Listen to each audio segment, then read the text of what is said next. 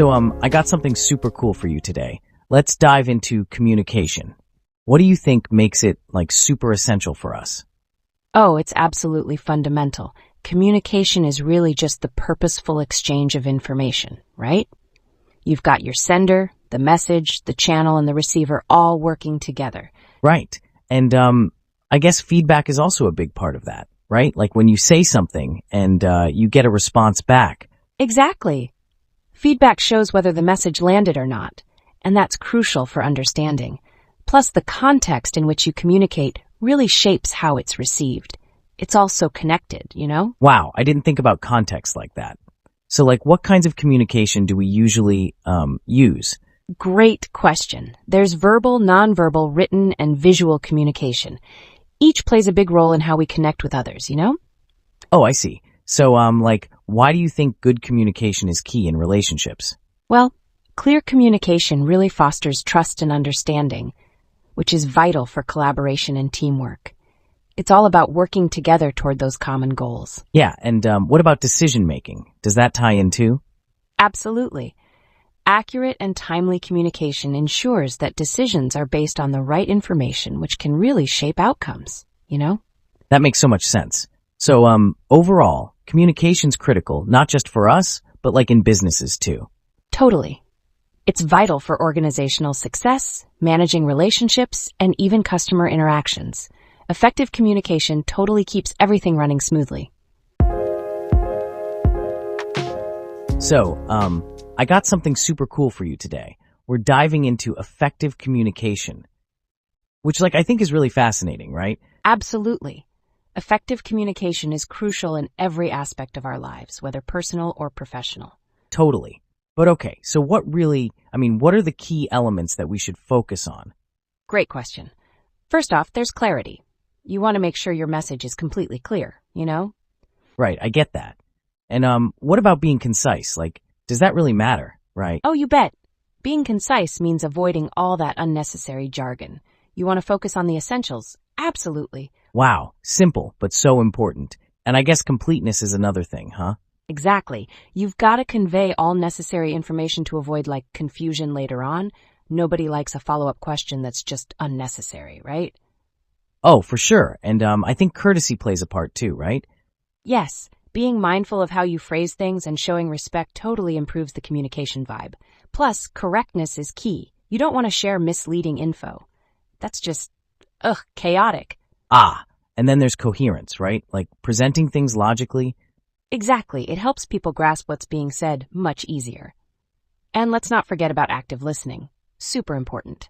Active listening. Yes, I love that. Aw, man. So what does that look like in action? Well, it's about really paying attention, showing engagement and seeking to understand the other person's message. It's all interconnected.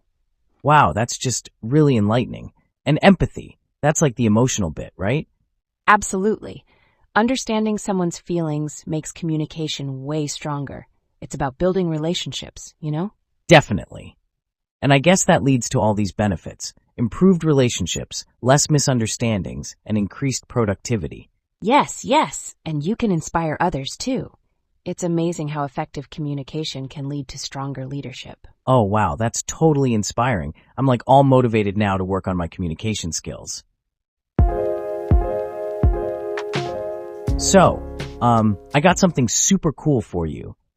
I was thinking about relationship breakdowns, right? And how, there are these different types of issues that can really mess things up, especially with communication. Absolutely. There are actually various factors that contribute to relationship breakdowns, and understanding them can be a game changer.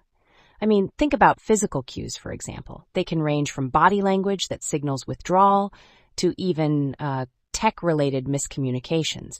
It's fascinating how nuanced it is. Oh, wow. That's really interesting. So it's not just arguing. There are factors like emotional states or cultural differences. Exactly. Emotional dynamics can take various forms, such as misunderstandings or feelings of inadequacy, like when someone's not in the right mental space to engage meaningfully. And then you have cultural differences that can create barriers if you aren't sensitive to one another's backgrounds and traditions. Right. And also, I've heard about things like interpretations of language and even translation nuances. Yes, language barriers can lead to serious misunderstandings. For instance, a wrong translation or misphrase can change the entire meaning of a conversation. It's really crucial to be aware of how words can totally alter the intent behind them. That's so true. How do we begin to repair these issues when they pop up? It seems really complicated. Well, focusing on effective communication is key. For sure. Building emotional intelligence and being open to discussing these differences can help a ton. It's about creating a safe space for dialogue, Yeah, that makes sense. Wow. So much to think about. For sure. And it's really about being proactive rather than reactive. Understanding these elements can totally empower relationships to strengthen rather than falter. So, I found this really interesting topic about levels of communication, and I thought it'd be cool to dive into it today. Oh, absolutely. Communication is such a vast field, and breaking it down into levels is super helpful. We've got intrapersonal, interpersonal. Wait, intrapersonal? What's that about? Right. Intrapersonal communication is basically how we talk to ourselves, our inner thoughts, It's like self-reflection and decision-making, super foundational. Oh, wow. That's kind of like when I'm weighing my options or just figuring stuff out in my head. What's next? Exactly. Then we have interpersonal communication, which is all about direct interactions, like talking with friends, family, or colleagues. It's super dynamic, involving both verbal and nonverbal cues. Got it. And I guess moving up from that, you have small group communication, which is what? Like group chats and meetings? Yes, small group communication typically involves 3 to 12 people.